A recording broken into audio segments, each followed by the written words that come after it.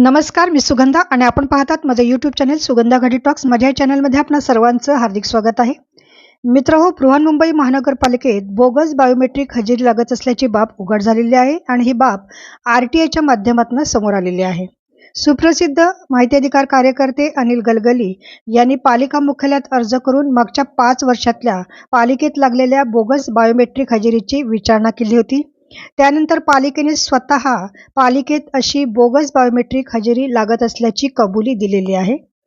त्यानंतर अनिल गलगली यांनी पालिका मुख्यालय आणि पालिकेची जी इतर विभागीय कार्यालये आहेत तिथे हा जो घोळ सुरू आहे त्या अशा व्यक्तींवर कडक कारवाई करण्याची मागणी केलेली आहे. अनिल गलगली यांनी मागच्या 5 वर्षाची माहिती पालिका मुख्यालयात अर्ज करून विचारली होती. त्यानंतर पालिकेतल्या पर्यवेक्षण खात्याने त्यांना सफाई कामगार रमेश सोळंकी, ज्योती घुगल आणि सुहास कासारे यांची माहिती उपलब्ध करून दिली होती. त्यात असं आढळलं की रमेश सोळंकी यांनी स्वतःबरोबरच ज्योती घुगल आणि सुहास कासारे यांची देखील हजेरी लावली होती. मात्र प्रत्यक्षात या दोन्ही व्यक्ती त्या बायोमेट्रिक यंत्राजवळ हजर नव्हत्या. त्यानंतर त्यांना पालिकेने ज्ञापन दिलं, मात्र त्यांच्यावर काही कारवाई झाली नाही.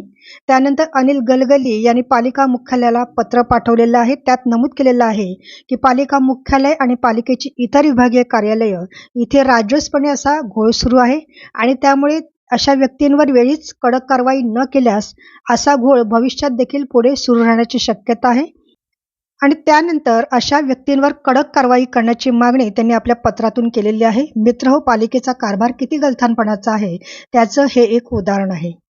ही माहिती तुम्हाला आवडली असल्यास लाईक करा, कमेंट करा, शेअर करा आणि असेच नवनवीन व्हिडिओ तुमच्यापर्यंत आणण्यासाठी माझ्या चॅनेलला सबस्क्राईब करा आणि बेल आयकॉनवर क्लिक करायला मात्र विसरू नका. पुन्हा भेटूया नवीन विषय घेऊन, नवीन व्हिडिओ. तोपर्यंत धन्यवाद.